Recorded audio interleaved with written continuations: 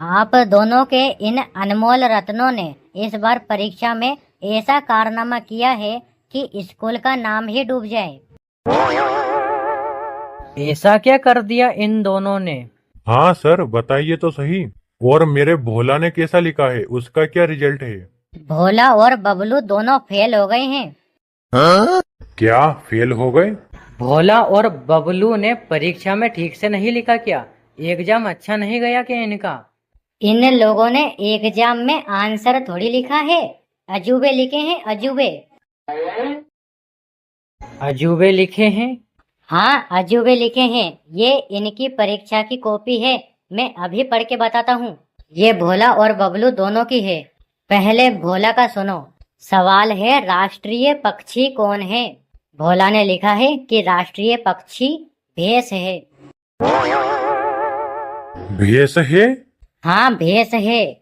और इतना ही नहीं, पूरा डिटेल में लिखा है भैंस के बारे में। क्या लिखा है? लिखा है कि भैंस एक ऐसा पक्षी है जो कि आसमान में ऊंचाइयों तक उड़ सकता है, लेकिन शरीर से भारी होने की वजह से जब वह आसमान से गोबर करता है तो नीचे धरती पर खड़े लोगों के सर में चोट लग जाती है। भोला, ऐसा आंसर कौन लिखता है? अरे मैंने ना टीवी में काले कलर की चिड़िया देखी थी, तो मुझे लगा कि वो भैंस है। तुझे भैंस और चिड़िया में अंतर नहीं पता? और सुनिए, अब है बबलू की बारी। सवाल है कि मुगल भारत में क्यों आए थे? और बबलू का जवाब है कि मुगल भारत में समोसे खाने आए थे। क्या मुगल भारत देश में समोसे खाने के लिए आए थे? हाँ, आपके बेटे ने तो यही लिखा है। और सिर्फ इतना ही नहीं, पूरी डिटेल में लिखा है, डिटेल में। क्या लिखा है? बहुत समय पहले की बात है, मुगलों को पता चला कि भारत में समोसे अच्छे बनते हैं।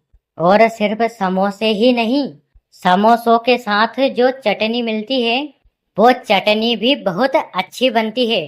तो फिर मुगल घोड़े पर बैठकर भारत आए और भारत में आकर उन लोगों ने समोसे खाए, चटनी खाई और फिर वापस चले गए। बबलू, ये क्या आंसर लिखा है? वो मुझे आंसर याद नहीं था और मैं सुबह समोसे खा के आया था परीक्षा देने, तो वही लिख दिया।